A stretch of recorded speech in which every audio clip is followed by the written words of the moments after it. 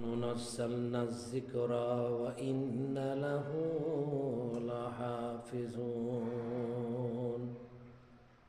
কোরআন আমি আল্লাহ তাআলা দিয়েছি এবং এই কোরআনুল কারীমের সংরক্ষণের সম্পূর্ণ দায়িত্বটা আমি নিজ হাতে আল্লাহ তাআলা গ্রহণ করেছি। কোরআন এমন একটি কিতাব, সে সম্পর্কে আল্লাহ তাআলা বলেন, যালিকাল কিতাবু লা রাইবা ফীহ, ইহা এমন একটি কিতাব যার মধ্যে সংশয় এবং সন্দেহের কোনো অবকাশ থাকতে পারে না।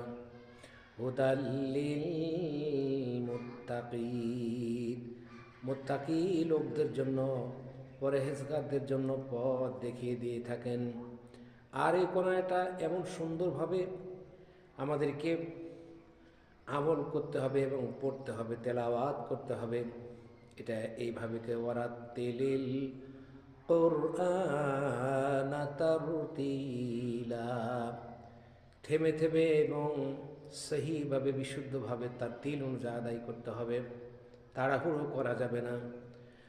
যেমন আল্লাহ রসুল কোরআন শরীফ যখন অবতীর্ণ হয় নাই, রসুল কি করবে খুব চিন্তা ভাবনা যখন ছিল, তখন আল্লাহ রসুলের কাছে যখন জিবরাইল আলাইহিস সালাম আসলেন, তখন আল্লাহ রসুলকে জিবরাইল লক্ষ্য করে বললেন, ইকরা, আপনি পড়ুন। তখন তিনি বললেন, আলা বিকারিউন, আমি তো পড়তে জানি না। আল্লাহ তাআলার পক্ষ থেকে জবাব আসলো যে আপনি একবার জিবরাইলের সঙ্গে পড়ে নেবেন, লা তুহাররিক বিহি লিসানাকা লিতাআজালা বি। কীভাবে পড়বো রসুল কোরআন, কীভাবে পড়বে, মুখস্থ করবে, বদ্ধমূল করবে সিনার ভিতর, তখন তাড়াহুড়ো করতেছিলেন। এই সময় লা তুহাররিক বিহি লিসানাকা লিতাআজালা বি, জিহ্বাকে বেশি নড়াচড়া করতেছিলেন।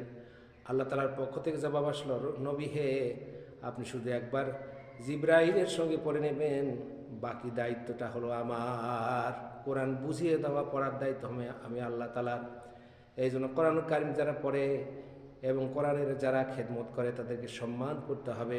আল্লাহ নবী বলেছেন, আল উলামা ওয়ারাসাতুল আম্বিয়া, আমার ওয়ারিসগণ তারা হলেন ওলামাগণ, সুতরাং ওলামাদের সাথে আচরণ খারাপ করা যাবে না। ওলামাদের সাথে নায়েবে নবীদের সঙ্গে তারাই খারাপ ব্যবহার করে এবং নিকৃষ্টজনক আচরণ করে, অমানবিক আচরণ করে, কথায় কথায় তাদেরকে ভুল ধরে, তাদের সাথে বেয়াদবি করে। অতুল্লিম বাদা যালিকা জানিম, যারা অবৈধ এবং যাদের জন্মসূত্রে জন্মলগ্নে যে বৈধতা নাই, এই সমস্ত মানুষেরা একমাত্র আলেম ওলামার সঙ্গে বেয়াদবি করে। এই একটা আলেম ওলামা এবং তালেব ইলমের সম্মান এত, যখন তারা ইলম তলব করে